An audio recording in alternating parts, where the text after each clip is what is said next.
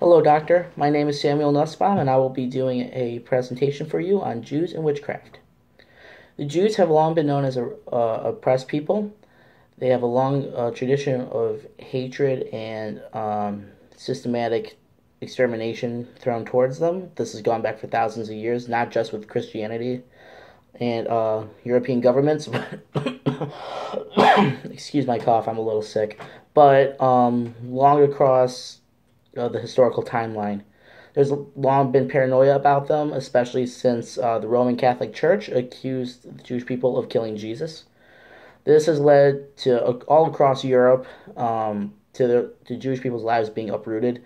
They have had their businesses looted. People have been dragged out and killed. There have been government funded programs for extermination. There have been riots in which the government has helped. There's been a very long history of hatred and murder going on, and ever since World War II, it has been on the decline.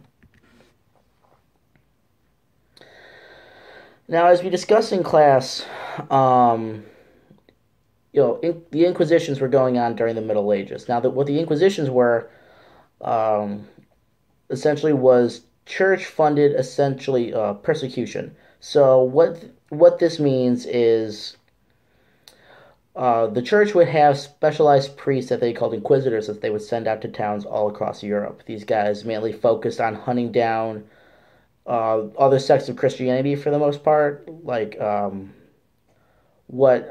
guess a good way to describe them would be Protestants, but, in some of these cases, Protestantism hadn't come around yet. So they hunted down some more of the non-mainstream sects of Christianity that you would say, and these guys would throw you in jail. They would beat you. They would have you killed. They would put you on these like little showy trials, and it was a very very hard time for a lot of these minorities. Now, thankfully, they did leave the Jews alone initially, but eventually they did start to pay attention towards them. So, in the late 13th century. Well, mid to late 13th century, the first attacks by inquisitors on Jews started. So they did start to burn Torahs and Talmuds, and in France, there were the first actual executions of Jewish people due to this kind of religious violence. Now, Inquisitions themselves, the most famous Inquisition is actually aimed at Jewish people, and it was the Spanish Inquisition. Um, this was largely aimed at a group of people called conversos, and what these guys were formerly Jewish who converted to Christianity, Catholicism. Now, these guys were also very high up in uh, political power. These guys held a lot of positions. So a lot of this had to do with paranoia that, the Jewish people were going to take over the world. That's partially where that stereotype came from. And this was also to consolidate power for King Ferdinand and Queen Isabella. That's really the main political motivation for this. Now, these inquisitors set up shop all over the country, and especially in a place called Seville. It's a city in Spain. There's a famous opera called The Barber of Seville. That's where this was at. That was the notorious place for Inquisition. So if you were going there, you were in deep trouble.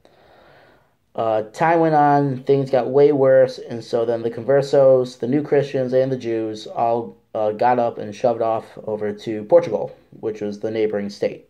So, to help you picture this better, they always say that Spain is the peninsula that they're on is, a woman. Portugal is the face, Spain is the hair, so they moved over to the face.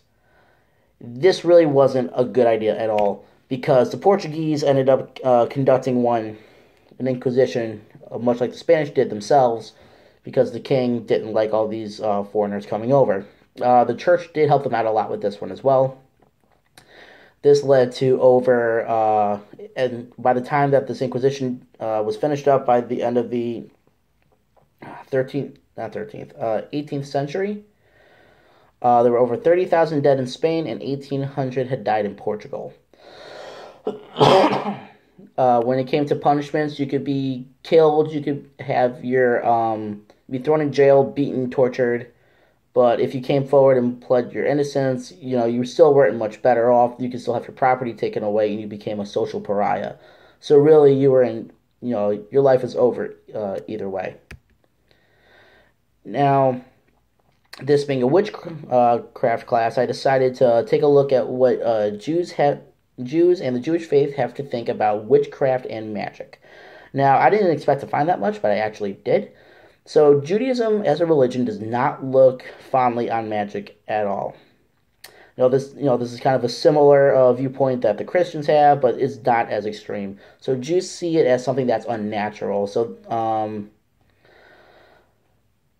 it's something that you're creating yourself. It doesn't quite come from a holy place. All that sort of jazz. So it's not necessarily something that you're supposed to dabble in. It's not natural.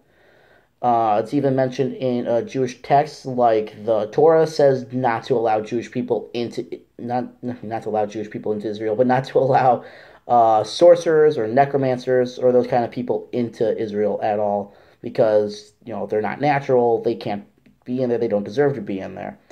I read a story in one of my texts that I cited in my essay from the Talmud that said that a rabbi actually led the execution of a sect of 80 witches by convincing them to show their powers, and then he had some muscle with them, and they lifted them off the ground. I guess this kind of severed their connection between them and the underworld, the unnatural world.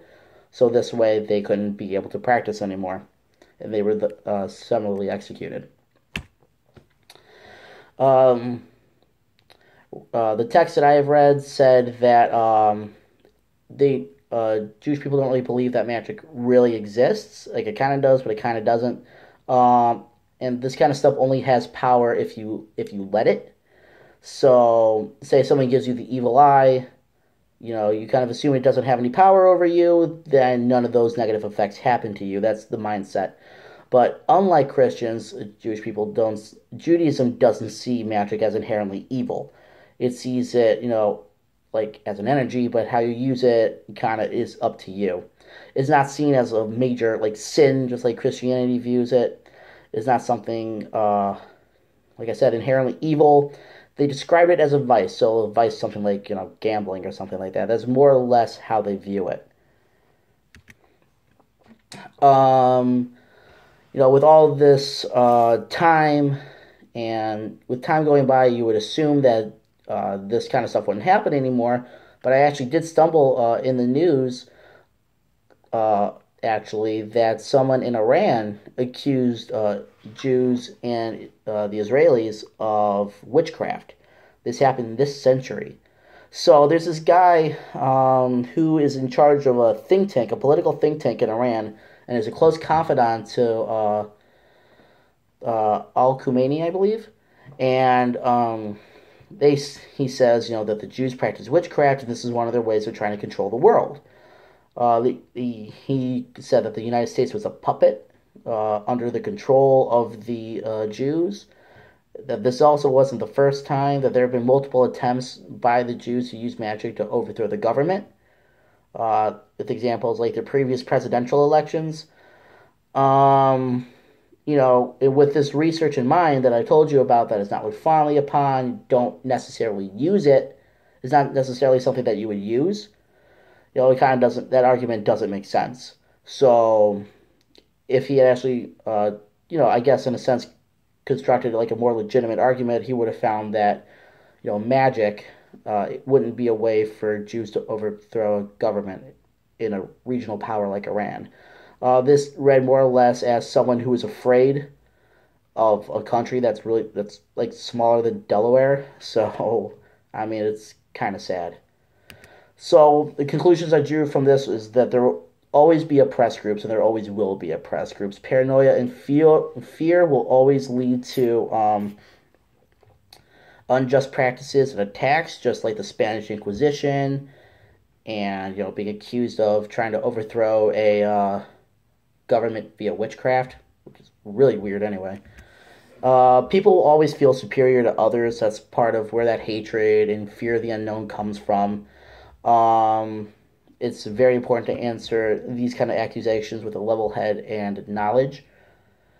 And that's my presentation on Judaism and witchcraft. I hope you enjoyed it. Thank you.